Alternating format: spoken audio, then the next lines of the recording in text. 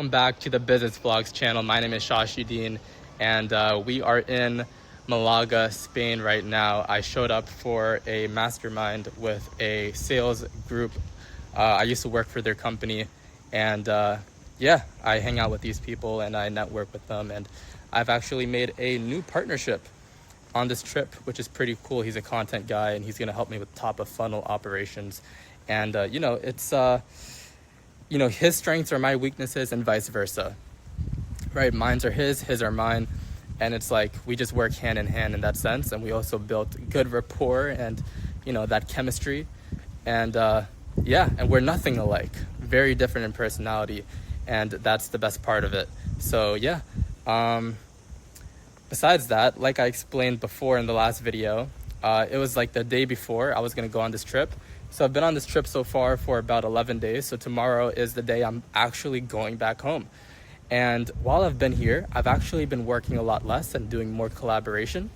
And also getting really good ideas, because it's very inspiring being in this area. And the people here are very nice, very peaceful.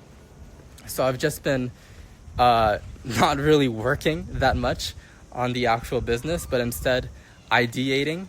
But I think that's good. It's good to take a step back, because, when I'm back at home in my workstation, and I do actually switch location, so I'm not stuck in one work location. But when I'm back at home, I'm more in exploiter mode. So when I'm in exploiter mode, I'm not really thinking about the future. I'm just working on the craft and just enjoying the process. But while I'm on this trip, I actually switched from exploiter mode to explorer mode. And it allowed me to broaden my mind and, be more creative in a sense, right? I'm not saying I'm not creative with my craft, but it allowed me to essentially, it's really hot, by the way. It allowed me to, come up with better ideas that I wasn't able to come up with when I was back at home. So like the inspiring environment really helped in that sense. So I'm definitely going to attend more masterminds, come to more events. And when I get back home, I actually want to attend more in-person AI events, which I talked about on this channel, which I want to do. And I haven't really done it because I've just been, to be honest with you guys, it's, my work takes like all day long. It does. It's a lot of synthesizing and communicating with the right people. And it's all online, and it still takes all day long.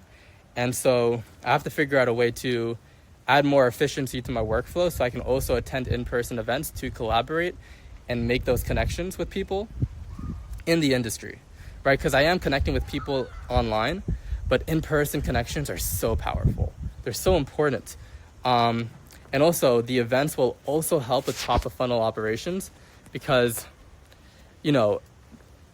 especially right now, the internet is perceived as low value. So like if you have any deliverable, if you can deliver, or if you can have a first impression in person rather than the internet, it's much better. It's actually more valuable. So if I can create first impressions in person rather than just the internet, it'll be so much easier for me to get people to enter my funnel, right? And I'm not just targeting B2B, I'm also targeting B2C to create transformations from B2C to B2B, right? So I'm turning consumers into business owners.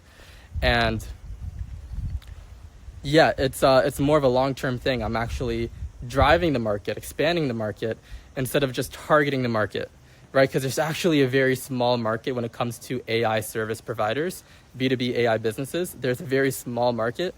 Because people don't see AI as a leverage that you can use to make money. That's the truth. It's a new macro opportunity, but people don't see it. Like it's like, I talked about this on Threads and I gave an analogy where, prompt engineering, people don't see it as a moneymaker. But the thing is, prompt engineering, to be masterful at it, is actually the highest level skill ever. Think of posting on social media, for example. It's a low barrier to entry to post, but it's high barrier to actually make good content and get views and get traction, right? So people don't understand that differentiation, where like prompt engineering is not actually that easy.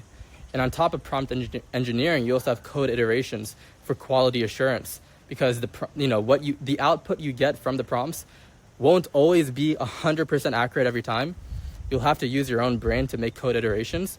So yeah, but you can optimize for better prompts, and people don't see it. People don't systematize how you input prompts. They just see it as very linear processes that can't be monetized, but it can, right? People didn't know that you can make money off social media.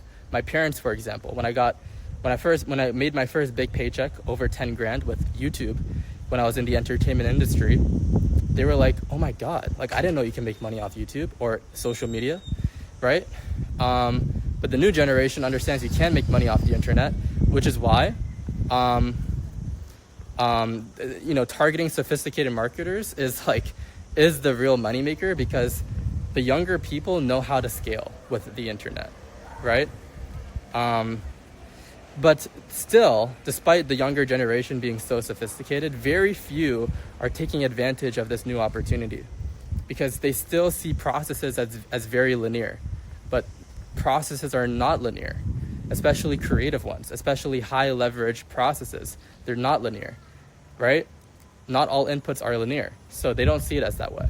So yeah, it's a very small market, but I'm capitalizing on this small market because I'm also going to be driving the market, expanding it, creating transformations. And I have that skill set. I've done the content creation and I've gone viral, millions of views, billions on short form views. And then we went into sales, which is the sales company I'm with right now. And then I also did sales coaching for this company. So I acquired the marketing from content creation. I acquired sales.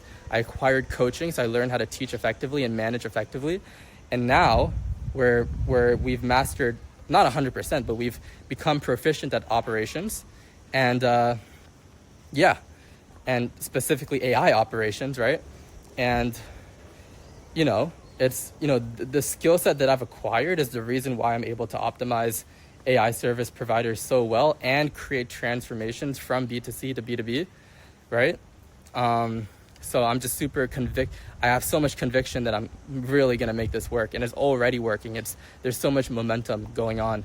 Talking to partners, I'm actually targeting the B2B market with my main YouTube channel, Shashidin AI Operations, and people are emailing me, DMing me on Instagram and on School, Sam Evans and Alex Hormozi's platform, on Discord, right? Like, I'm present pretty much everywhere, not just YouTube, not just Threads, but on other social networks as well. And I'm just taking advantage of the new macro opportunity, and it's going to last me over a decade, I feel like. I mean, I'm enjoying the game, and I think this game is going to be a very long-term game. Yes, I'm arbitraging, right? But most people get rich off arbitrage, right?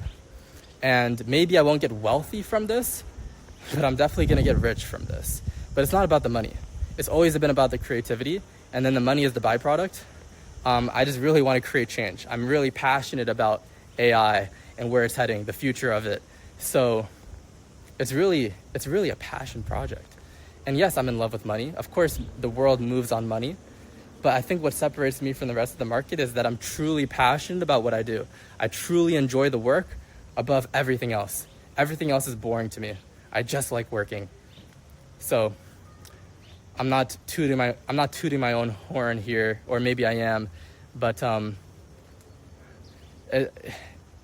that's just how I see things, I guess. But yeah, I really enjoy this view. This view is really nice.